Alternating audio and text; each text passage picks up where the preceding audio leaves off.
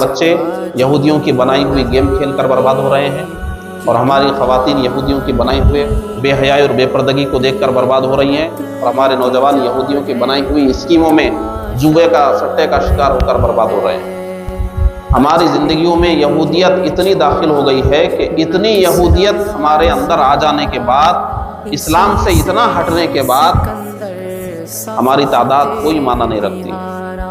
اتنے مسلم ممالک کوئی معنی نہیں رکھتے، مسلمانوں کی دولت کوئی معنی نہیں رکھتی، مسلمانوں کی شہرت کوئی معنی نہیں رکھتی، ان کی حکومت کوئی معنی نہیں رکھتی۔ کیوں؟